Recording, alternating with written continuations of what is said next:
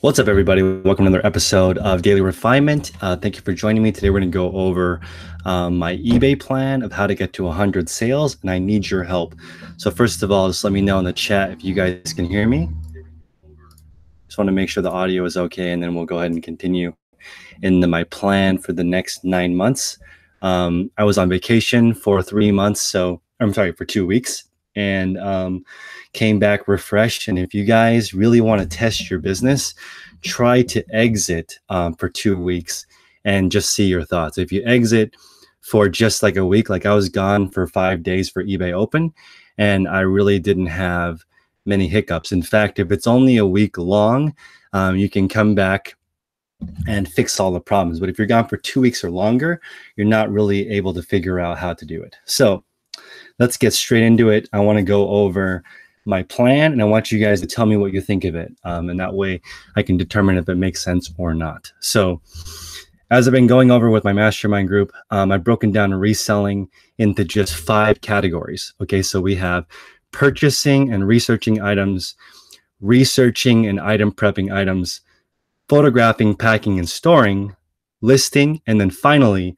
shipping, bookkeeping, and customer service. So I'm going to go over the exact plan that I have come up with my group, and you guys can give me your thoughts and see if it's doable or not. So please let me know in the description and comments below if you guys have any feedback. That will help me out a lot. Okay, so the plan is 100 sales per day, and I'm currently at around 30 sales a day. So I need to triple up to get to where I want to be. So where we're at right now is 30 sales a day with about 3,000 items for sale. I'm at, in the last 60 days, I have 2,000 sales. So that's just about 30 a day roughly. So I need to triple that to get to my goal. So where I'm going to be at is the first stage is right now, my lister is doing about 35 to 50 items per day. And while I was gone in Europe, he wasn't able to do more than 9 listings a day listing and shipping 30 packages. And it kind of messed up the eBay algorithm for me because I was listing 30 to 50 items a day, and it went down to only 9 items a day. And of course, you guys know I list on multiple platforms, so it's not just one situation. So multiple things going on. And next month, I'm letting you guys know, I will be adding Mercari. So I was thinking about adding Mercari, Vinted, and Tradesy at the same time, but I'm not going to do that. I'm just going to add Mercari. So eBay, Poshmark, Mercari, and then Amazon, of course, is a separate animal. But I want to go from 30 sales a day to 100, and this is my 9-month plan, and I want to hear what you guys think of it. Okay, so the very first thing I'm going to do is I'm going to list myself. So next month, I'm anticipating 1,200 sales. So I want to grow by 1,000 sales per month. So next month, I need to list 1,200 items, and my lister needs to list 1,000 items for 2,200 total items in order to grow from 3 to 4,000. So I want to grow 1,000 units per month. Just have my lister replace what's selling, and I'm going to list 1,000 items on top of that for 3 months. That's going to take me from 3,000 to 4, 5, 6,000. Okay, that's the first step. Right in Q4, the sell-through rate is going to be amazing. So that extra capital is going to help me get into the next season. So you guys hear me all the time saying you want X amount of stuff listed. Okay, so for example, I always go, instead of the amount of items you're listing, you want to go with the amount because it's more important. Because if you're to sell one car for 20,000 that you bought for 10, that's a lot faster than selling items for $5 profit, right? So you want to have a total amount goal listed. And my goal personally is 500,000 listed, to give you guys an idea. So that's the amount that you're at. Trying to get to 500,000 listed is my goal for the next 9 months. Sam, thank you for the super chat of £5. I was in England earlier this year. It was a super blast. Next time I come out there, I will do a meetup. Okay, so the next 3 months, I need to increase from 3,000 to 6,000. Theoretically, that's going to take me from 30 sales to 60 sales, right? If I was just counting the 2 platforms of eBay and Poshmark, Amazon I have separate. But since I'm adding Mercari, I'm hoping to go from 60 sales to 66 sales a day. So I'm anticipating that I should be able to do that. My first month testing Mercari, I received 6 sales. The first 100 I listed in the first month. So very promising platform. I'm very excited to get on there. I love the idea of Vinted, but I'm not going to do Vinted because I'm worried about the photo orientation. So if you guys are out there and you know an easy way to do the photo structure for Vinted, please DM me on Instagram or email me at Chris@DailyRefinement. I don't have an easy way to adjust the photographs for Vinted. Otherwise, I would rather do Vinted than Mercari. But because of the photo issue, I'm going to not do, hold on one second, not do Vinted right now. So I'm just going to focus on 3 platforms. Okay. Then after 3 months of grinding my butt off, I don't have any vacations planned except for PoshFest. I'm going to go to PoshFest, and I was also invited by Patreon to go talk to her because I go talk to them in LA because I'm one of the top Patreon contributors. Also, I think I ranked like number 231 in Patreon as well. So I'd be excited to go to Patreon and learn that. It's the first week of November, and the last week, or I'm not sure exactly when PoshFest is, but those are the only 2 things I have planned the rest of the year. No vacations, grind mode on, right? I'm going to go from 3,000 to 6,000 listings. This is on multiple platforms. Okay. Then after December, once I'm at 6,000 listings, I'm going to hire 1 more person. So that person is going to work with me, and I'm going to switch up the processes. So I'm going to go over these processes right now. So let me know what you guys think of this current process. Where I'm purchasing my items. Let me know in the chat where you guys purchase your items. But this is the exact process for me. I am going to purchase from thrifting and garage sales first. That's my top priority because those items have the highest margin. Okay, I'm not limiting myself to clothing. I'm limiting my stuff to stuff that sells for $50 or more. I'm looking for the high dollar, bang per buck, maximum power, thrifting and garage sale. That's my top. Next one that I'm really concentrating on is wholesale. I have some more wholesale accounts set up. I'm going to be buying more wholesale. And thirdly, I'm going to be buying auctions. So thrifting, garage sales, wholesale, auctions. I'm going hardcore on those four sources to try to get the best 2,000, 3,000 items I can per month. At my full capacity of my garage, my setup right here is about 800 square feet, is 10,000 items. That's why I originally came up with 10K on the bay. But then now I want to stop being a little baby and actually knock it out. Okay, so I'm going to actually try to do it. It's going to take 9 months of busting my balls. There is no like easy way to do it, and I don't have enough capital to just hire 3 people to go at it hardcore, nor do I even know how to do that. So I'm gonna have to do it myself to really get in there. So next month, next month for the next 3 months, I'm going hardcore. After that, I'm gonna hire 1 more person to do listing the entire day. So for 8 hours in a row, they're gonna list 140 items. Okay, so let me know if you find any issues with that, but the descriptions will be made by somebody else. The photos will be made by somebody else. They're just matching the information on 3 platforms and launching it. They're going to be doing that full time. That's going to help me list between 3,000 and 4,000 items per month. Instead of currently 1,000, this next stage, 2,000 to 2,500 items per month. And then the final stage is 3,000 to 4,000 per month, and that's it. I'm going to be at 3,000 or 4,000 to grow to 10K on the bay, and then I'm just going to stop. At that point, I'll be at the capacity of this place. I'm going to hang out and see if I can maintain it for the rest of the year next year. If I can maintain 10,000 items for 6 months, then I'll move out of this place that I'm renting right now, and I'll be able to move into a commercial facility and really do it big. So there's so many things I want to talk about. Sorry, I've been gone for so long, so this might be a little bit of a long video. And I thank you guys so much for supporting me all this time. There's so much stuff going on. I learned a lot in Europe while I was out there, especially just like how much pride people take in their businesses. There's no tipping in Europe, so people just work and execute. I went to a business. This is just a quick aside. I went to an Italian restaurant where it was 20 euro for a 9-course meal. Okay, so it was incredible. Handmade pasta, amazing food, 20 euro, which is the equivalent of maybe 24 bucks. And there's no tipping. During the meal, the bus lady, the waitress, the server, the 4 people who helped us with this 9-course meal, all 4 of them asked, what can we do better?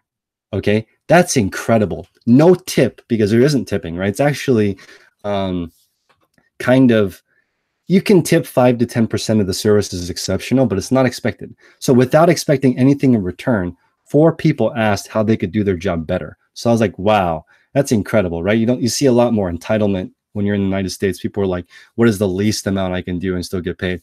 What's the least amount I can work per week and still make $10,000 and just hang out and do nothing or do whatever I want with whoever I want? There's not really like a pride in your work, trying to do a great job. Anyway, so I just thought that was really powerful and really cool and just amazing how cheap it was. I went to a wedding with 28 people. Out the door, it cost them $2,000 to have a wedding in Tuscany. Incredible, right? You can really make your money go really far if you just organize it. And my photographer is a wedding photographer, which is what I recommend for you guys. If you want to find somebody to do something, try to find someone who's better at it than you. He takes much more consistent and clear photos than I do, but he has a photography background, which it makes sense. He told me that when I want to get married, I should rent a big Airbnb and invite people over, have the wedding party, stay at the Airbnb. You can have a fantastic wedding for under $5,000.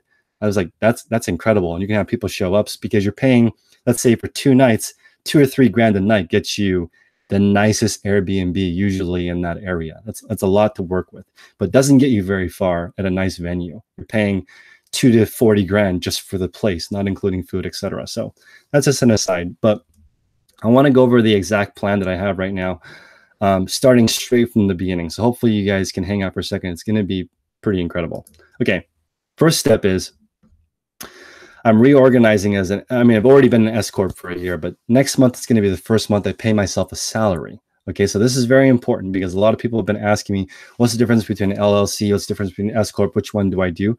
I'm set up as an S Corp, and I haven't been paying myself a salary for like 1.5 years now. It's starting to get to the point where the IRS is like, look, you can't keep doing this and not getting any money. That's not how it works, right? So the way I'm going to set it up is I'm going to do a $30,000 salary. And the reason why I'm picking 30,000 is the IRS wants you to pick a reasonable pay for eBay. So I've met a lot of eBayers. I have a mastermind group, all eBayers. I went to eBay Open. I've been talking to resellers for 1.5 years now, nonstop. Okay. The average eBayer makes less than 30 grand a year. Okay. It's more like 20 grand a year. If you look at Instagram, you look on YouTube, you look on the Facebook groups, people are making $1,000 to $2,000 profit full time. They're not really making that much. The people live in areas that are depressed. They may not have great transportation. They don't have good work ethic. They don't have structure because it's hard, right? When you're trying to run an eBay business, you have to control the entire thing of your business. It's very hard. So I asked my CPA, what do you think this is worth? And he's like, what do those jobs pay in the market? So if you look at what I went over, which is receiving, photographing, listing, shipping, prepping, customer service, those jobs, if you look it up, let's say, for example, BHFO, they pay $11 an hour. Okay.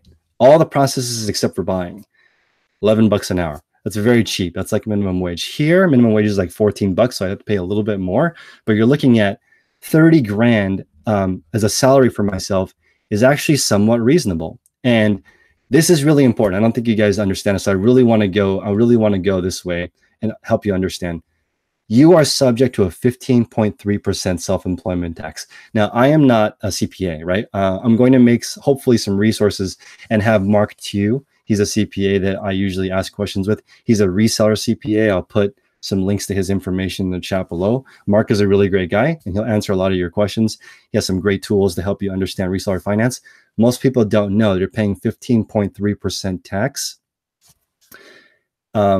when you're self-employed. Okay, so let me give you an idea of how crazy that is for me.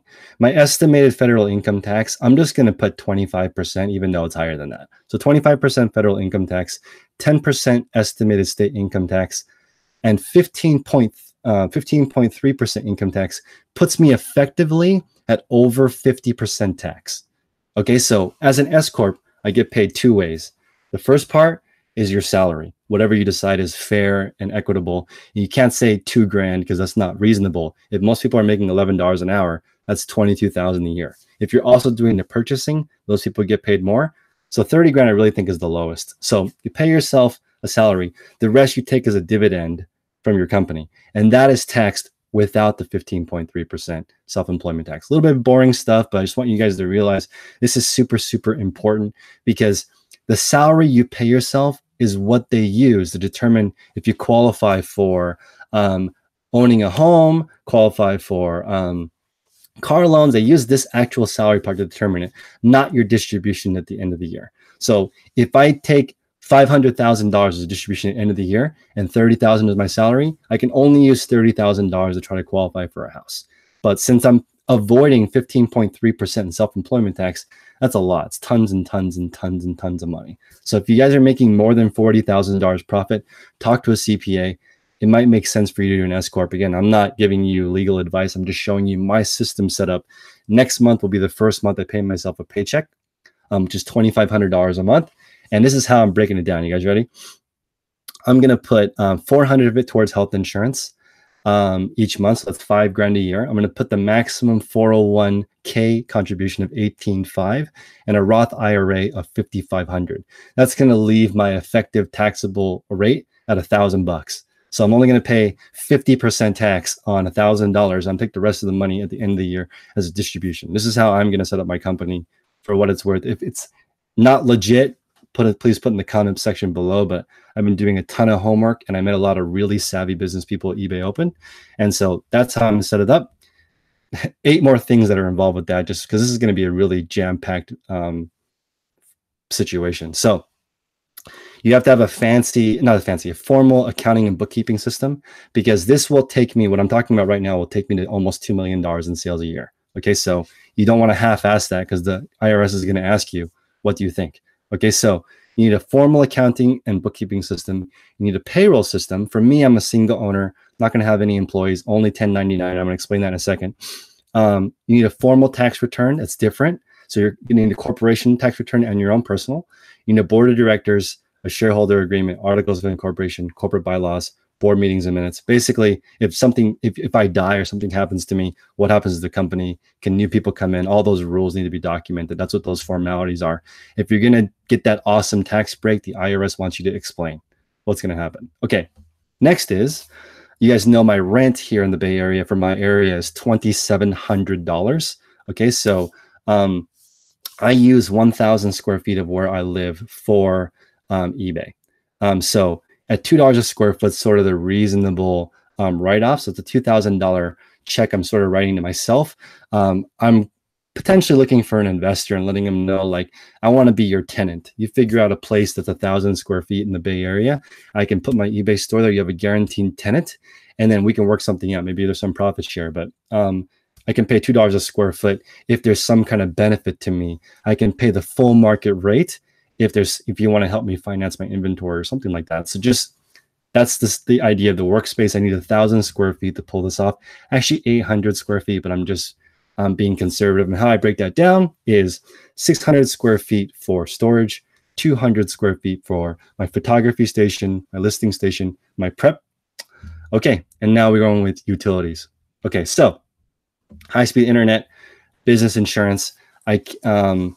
My current business insurance only covers up to $50,000 in inventory, so I need to upgrade that to hold more inventory. Part of my cell phone bill I use because I'm constantly checking the apps, and then also a write-off for mileage. That's my normal breakdown. Sorry, this is a little bit boring, guys, but I just want to go over exactly how I'm doing this. 1099 contractors only. How I'm going to set that up is each one of my reselling processes, I have assigned a dollar amount to. And so what I'm going to have happen is one of my friends got suspended on PayPal because he was sending a lot of money through friends and family. Okay, so I'm not going to do that. And that's how I was paying my contractor before, but no longer. I'm going to have him bill me, and I'm going to pay for a very specific amount of tasks. As an example, I pay $1 for photography, and that is to photograph the item, package it, and put it away, all for $1. So if he does 100 of those, he is going to bill me $100 on PayPal, and I'm going to pay with my Spark Capital One credit card, which is 2% cash back. So I'm going to try to pay 100% of my business expenses on this 2% cash back card or my PayPal debit card, and keep all of my transactions nice and nifty in a place for me to that's easy to understand. So one credit card, one checking account, one PayPal debit card. That's it. That's how I want to set up my my setup. What's up, Doug? Thank you for the $10 super chat. Okay. I've heard also that Venmo is good because if you pay through Venmo, there's a record of it electronically, but you're not jeopardizing your PayPal account for that. And Venmo is not an accepted form of payment on any of these payment processors. So just be a way to keep track electronically, and also let your contractor avoid or pass the responsibility onto them for reporting the tax. Okay. That's a lot. So this is like the most jam-packed episode ever. I'm gonna give you guys some more ideas on how I plan on doing this whole thing, Road to Seven-Figure Store. If you don't agree with me, please let me know what you don't agree with, and then you can help me build this. Okay, the first part is buying. So this is how I have it set up. I would like to buy at 1/3 the total cost of the $15 profit. What that means is $45 average sale price. I would like to pay 15. Okay, so that is a one-off single item. Now, there's some caveats and some things I would do outside of that.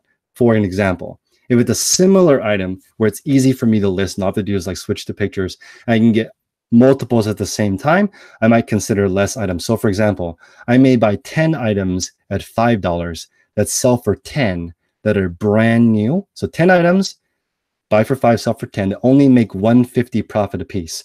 If it's just one listing and 10 of them, I'm still going to make $15 for one listing. I'm only paying for one listing. I'm okay with that.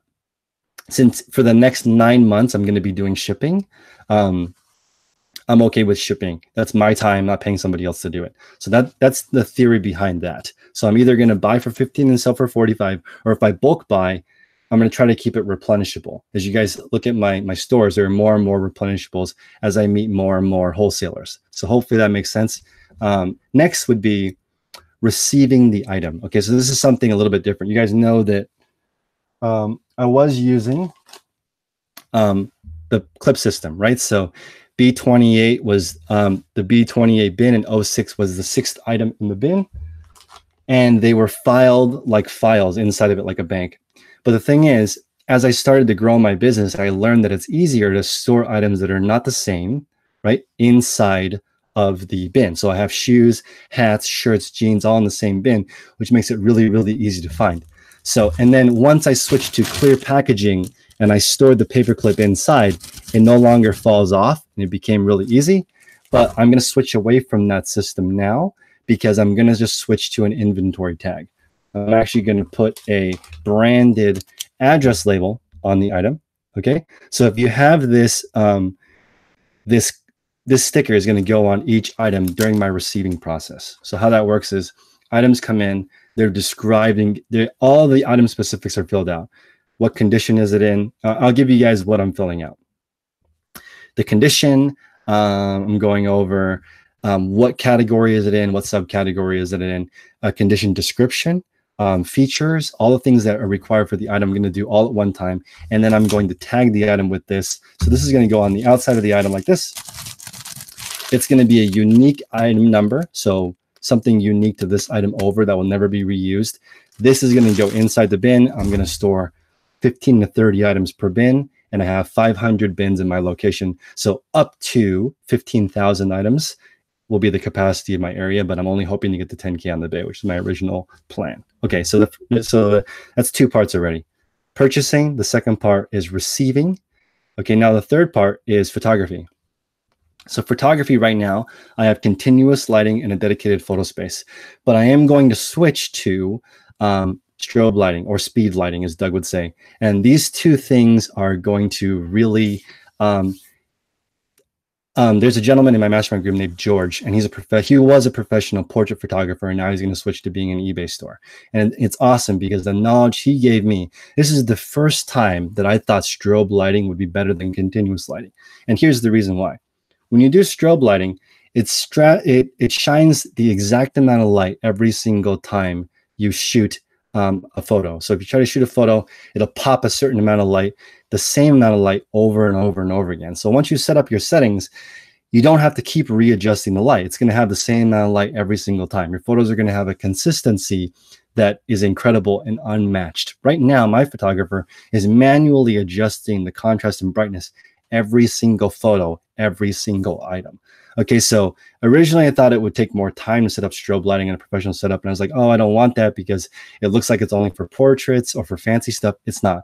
It actually saves you a lot of time. When you look at all the big boys, all of them use strobe lighting. It's more consistent. You give a better presentation to the customer when the lighting is the same every single time. Also, another part of that that's really cool is it doesn't matter how much light is in the room. Okay, because it's going to overpower all the existing light. You could do it in a perfectly dark room. You could do it in a room with some window light, and your photos are going to look the same. So I'm going to switch my photo setup from continuous lighting, which is perfectly fine. And I do have a photo video, which is bit.ly/pure white photos, that'll show you how to take perfect photos for like under $20. All you need is a something that will absorb light, like a matte piece of vinyl, or I use right now a painting canvas. Manually adjust the contrast on your phone, and you're going to take a picture that's better than 90% of people without a lighting kit. Okay, as long as you do it in a bright room with consistent lighting or outside, you could do that super inexpensively for very cheap. The other end is maybe spending a little bit more money, as George recommended, on some nice used equipment and setting up some lights, one or two strobe lights, and a decent DSLR, and you're good to go. Buy used to save money. Okay, so he's going to gather half-empty bins, take it to the photography area, which is actually to the right of me. Here I have two setups. I have a Last-Light highlight with a mannequin that rolls in and out, and a foldable Last-Light so I can store it away, and rolling mannequins. I also have a flat light, and I'm switching to a system with lights that are attached to the wall, so I can pull them out, and that way they're not in the way, because right now I have continuous lighting that gets in the way sometimes of the production. So I want to have all the lights attached to the wall so there's nothing on the ground, and that's going to help a lot. I'm also at a standing desk right now, which is where all the listing and describing of the items will be. So items come in, they're prepped, labeled. To my right, they're photographed, they're packed, they're put back away. Very tight space, and then right here is the garage door where my items enter. So we're going to go inside here. There's actually one more process I didn't go over, which is prepping the items. I'm going to determine the condition. Is it new? Does it need repair? Does it need to be redonated? Is it worth it to even list it? Does it need to be tested if it's an electronic? A lot of stuff going on. Thank you, Sarah, for the super chat. This is like a very comprehensive guide to what exactly I am doing right now. So for all of you guys that are thinking, you know, you don't want to listen to any gurus, you don't have to listen to any gurus, you are listening to a practitioner. I am going to show you how to build a 7-figure store live. Not really live, you guys have to watch me on YouTube.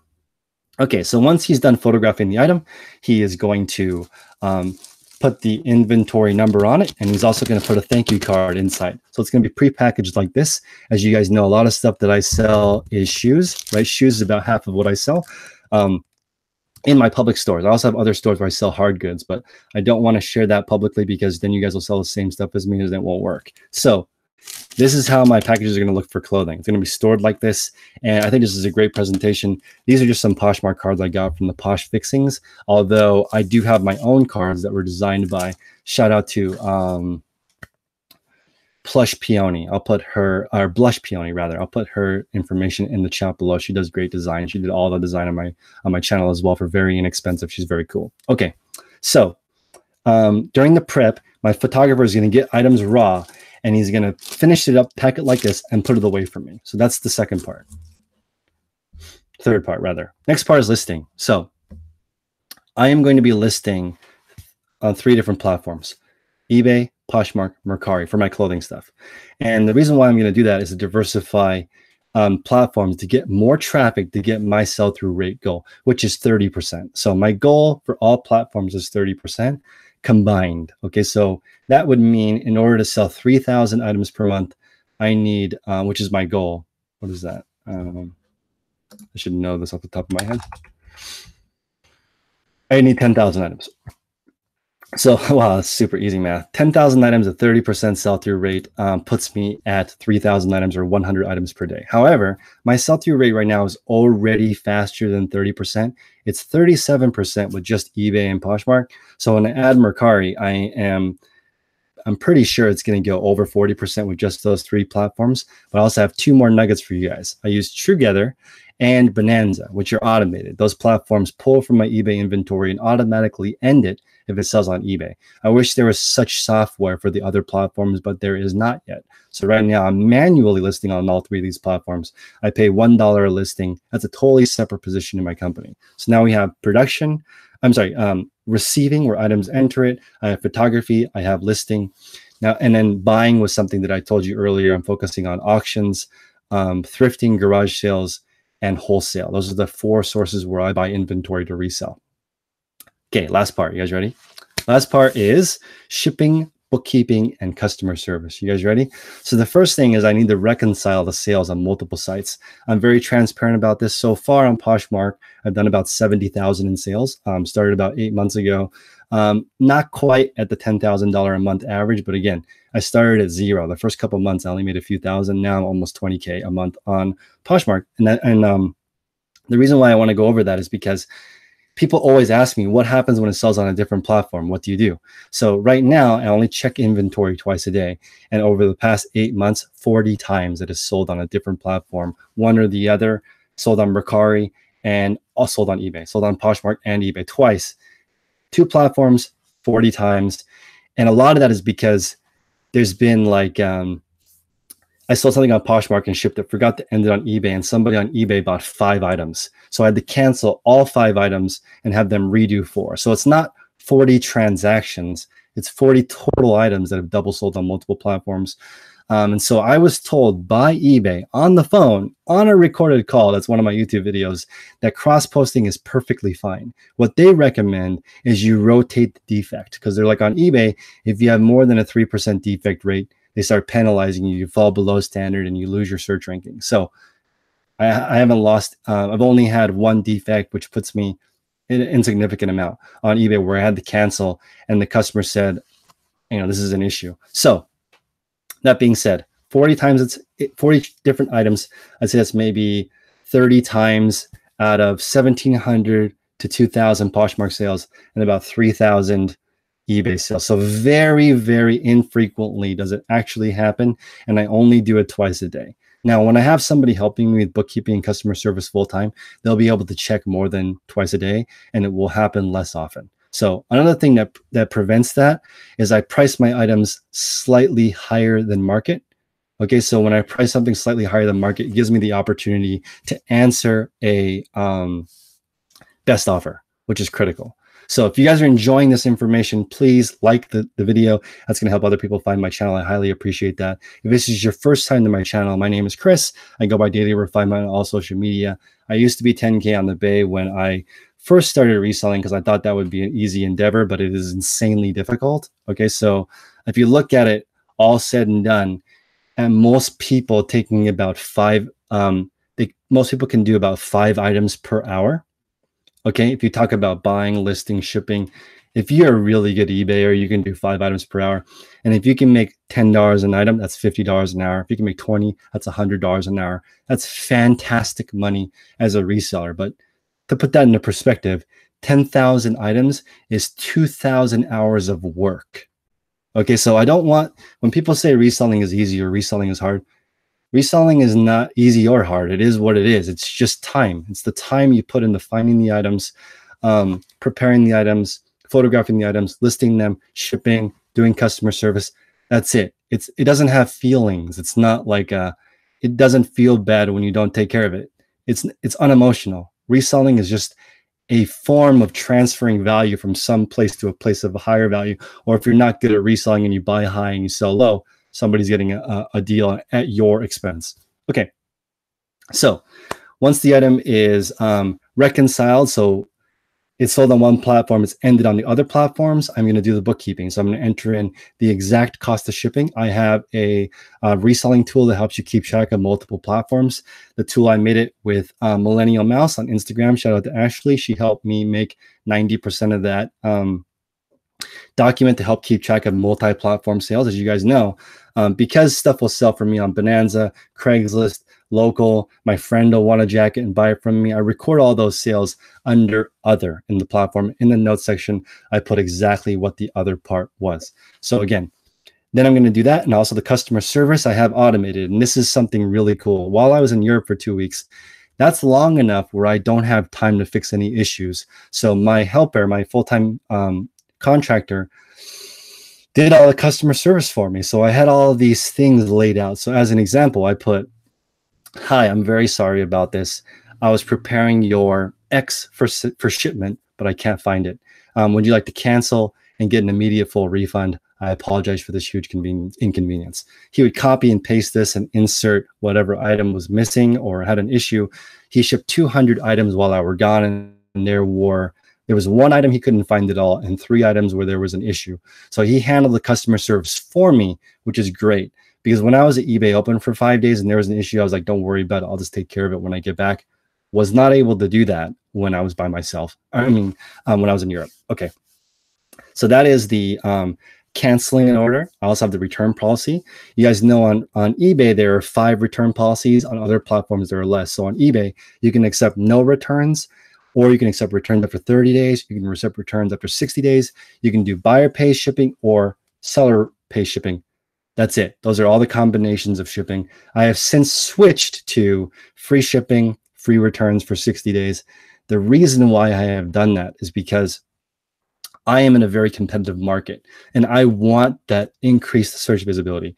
If you are selling stuff that is more rare and more uncommon, you don't need to do that. You can have always the buyer pays return shipping, buyer always pays shipping, no returns. You can have any combination of that if you sell something more rare and people really want it. But if you are selling an iPhone and a million other people are selling the exact same iPhone for the same amount as you better offer special stuff for people to buy from you. Otherwise, you won't sell it. Because I would rather buy something that's free shipping, easy to understand with the return policy, and the seller eats it if there's anything wrong with it. That makes me trust that buyer, that seller. So I switched to free shipping, free 60-day returns. I'm just testing it. Again, I may try something different if it doesn't work, but it's working so far, so good. Also, my return rate is around 3 to 4%. I'm not really that worried about returns, honestly. That doesn't happen very often, so it's not that big a deal to me, so it's not that huge. So once the returns come in, I put it back in the preparation process because I need to re-examine it. Did the person wear it? Did the person damage it? Is it perfectly ready to go back to be relisted? It has to go back to the beginning of the process to start over again. So my lister did a great job. All the items that were returned are to the left of me. There's only 3 or 4 returns. So I'm going to handle those when I get back, start over in the beginning of the system. Also, I have a handling feedback situation. So I have a system for handling neutral or negative feedback. I always reply back. I have 3 neutral feedback. All 3 of those transactions, I made a mistake. The response that I leave to them, letting them know I care, is stored. I leave a similar message every single time. Somebody else could handle that for me. Every single part of my business, I could be replaced, even the buying.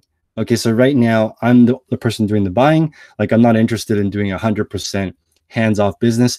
Notice how in my 9-month plan, I'm never working less than 50 hours a week. I'm not. It's a lot of work.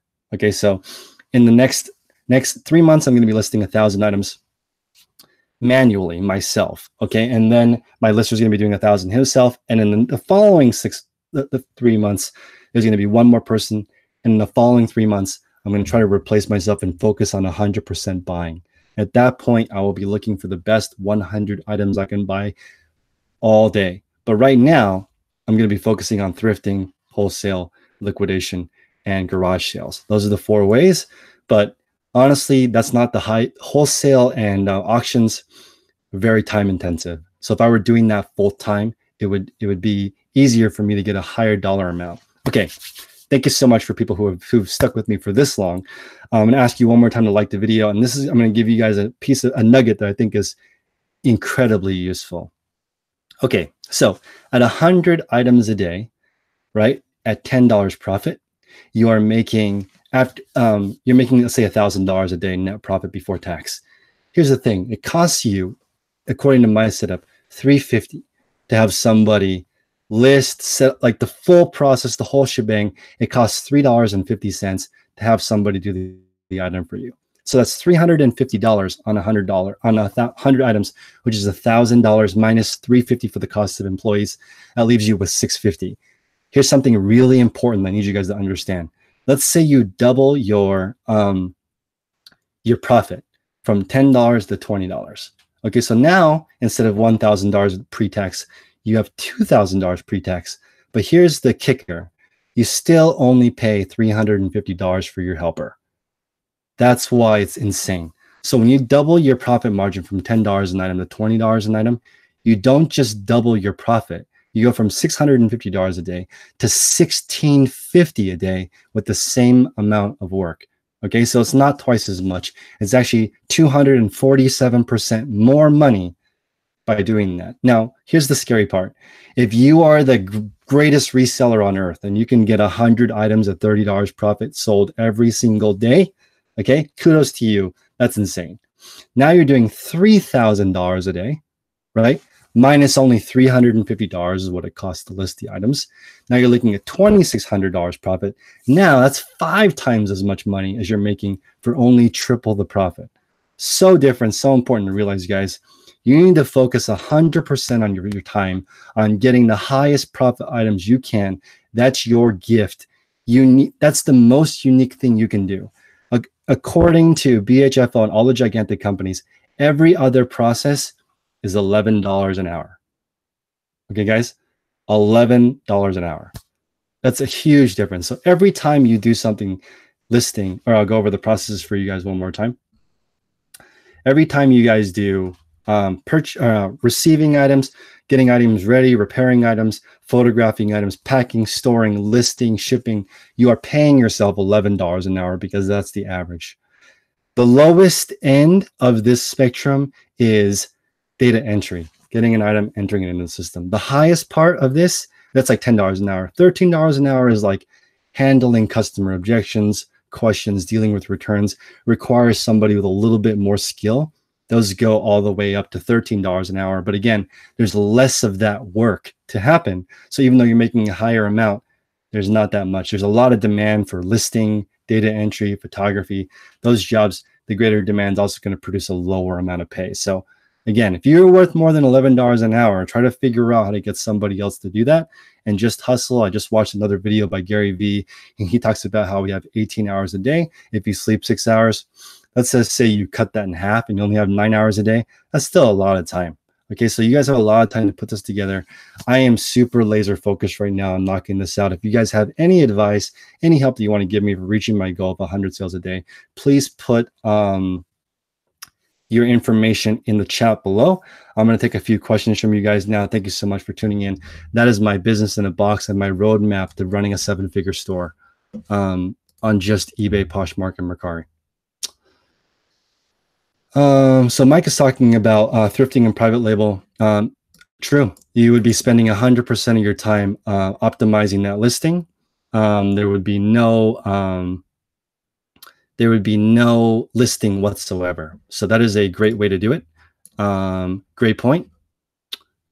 Let's see. Your business isn't big enough not to worry about returns. Your return rate is 2%. Again, my most unpopular advice is please grow your business a little bit so that returns don't matter as much. If you only sell 10 items and you have 1 return, you're screwed. That could not get all your profit.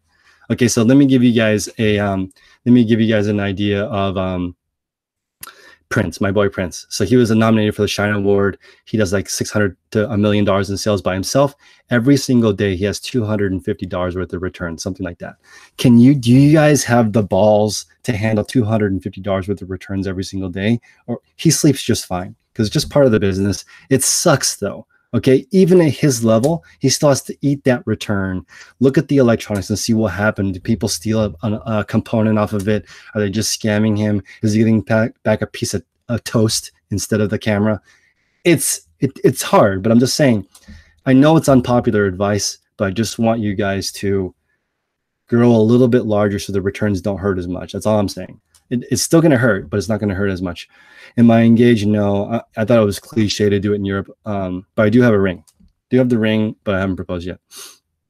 Nitro is saying Nitro Betty, use Venmo to pay contractors. Great idea. To be honest, the reason why I want them to invoice me is I want the credit card points. And also, I don't know if you guys know this, I'm not a CPA, but credit card points are not taxable.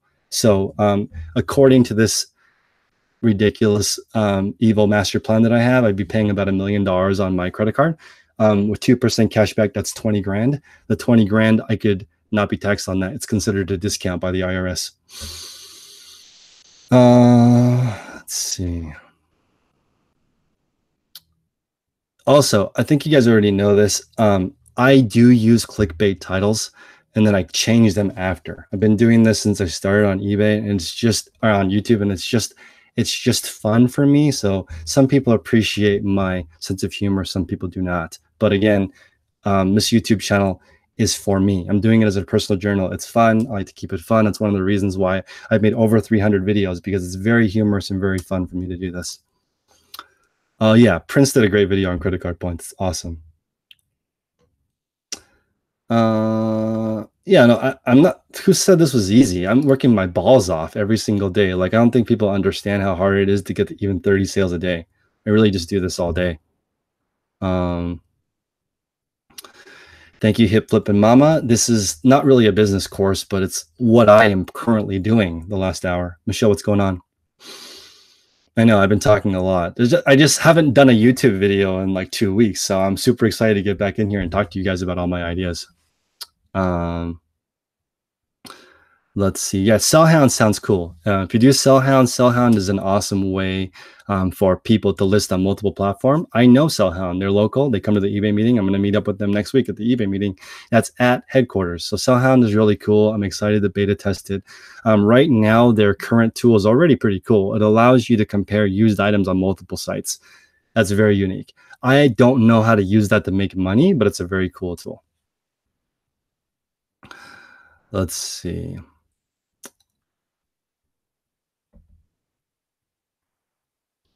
Most of what I'm saying makes sense. Yeah, we'll see if it works out. I don't know. Do I use a listing software to list faster on eBay? I use Keyboard Maestro.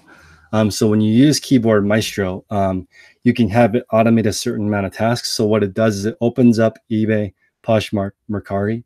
It goes into the platforms, it clicks the plus button, it uploads the photos, goes to the next one, uploads the photos, uploads the titles, shortens titles for me that are too long for Poshmark and Mercari, but long enough for eBay. All that stuff is automated for me. So I'm hoping to list 20 items an hour on 3 platforms. That's the goal. But I don't do it legit. Is Sellhound expensive? I don't know. I think it's going to cost money per listing.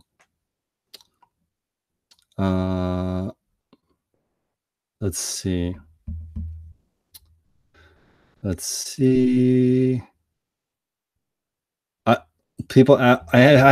literally done 300 videos, and they're all very similar. They're all just my ideas on how I plan on reselling. So again, I've been very, very, very blessed to just be able to do what I want to do. I'm kind of like retired in the sense that my passive income is higher than my bills already, but I'm just so passionate about growing this eBay business. I really do love it. You're gonna have to rewatch. So Applewood, thank you so much for tuning in. This is honestly one of my best videos. Okay, it went over all the processes: purchasing, receiving, photography, listing, shipping, bookkeeping, and customer service. I am going to change this title in a second to my plan for building a 7-figure reselling business. So hopefully people will give me some advice and help me reach my total. And here's a question. People are asking, why do you change your titles? The reason why I do it is because people are more interested in drama than learning. And so I intentionally do that and try to fill my videos with the most informative thing that I can and make the title the most enticing as possible. Right. So I want you guys to actually watch my videos. Is it misleading? Probably. Let's see here. I need a soundbite to play after my jokes. It's true. Most people don't even know I'm joking. That's such a great point. Let's see. My phone is blowing up. Probably people telling me to change my title. Sellhound is launching a new feature that will help with listing and cross-posting. I know. I don't really like the per listing charge. I would prefer a monthly flat rate if possible. Let's see. Do I have a program to unlist it from the other sites when an item sells? I do not. But what I use is a macro, which I will show you in a future video. So if I push Command 9, it automatically opens a new window in Poshmark, copies what's sold on eBay into Poshmark, hits enter, scrolls down, and lists it as non for sale for me. It can't automatically do it because I'm having trouble with the flash feature on Poshmark. I can't get it to completely automate. So if you guys understand how to automate keyboard shortcuts, please email me at chris@dailyrefinement.com so I can really get into it. No, actually, the texts were from my rental cars, which is another thing. I don't know if you guys, what you guys think I should do with this. I currently have 3 rental cars, and they generate great income. They're $300 a month net each car.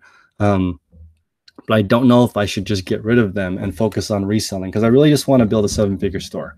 Like I want to have, people are saying there's more money made in selling shovels than there is digging, meaning like there's more money in being a guru about a selling platform than there is in selling on the platform. I somewhat agree with that. It's easier to make like 10 grand a month. If you guys are trying to make 10 grand a month, it's probably easier to be a guru. If you can make a course or a class or something, you could probably get the 10,000. But trying to get to $1 million a year in courses, there's so few people who do that. But there are tons and tons and tons of people that are killing it. Let's see here. Wow, there's a lot of comments. Thanks, guys.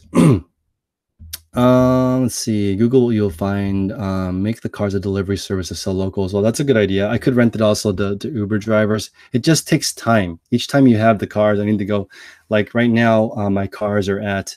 One of my cars is getting new tires, right? So it's like I have to go pick it up and I have to go put it back in the spot. I had to make sure, like when last year I had $6,000 in parking tickets because people just park it wherever. I pay the ticket first, and then they bill the customer, and they reimburse me after. So it's kind of crazy. People are saying I should keep the cars.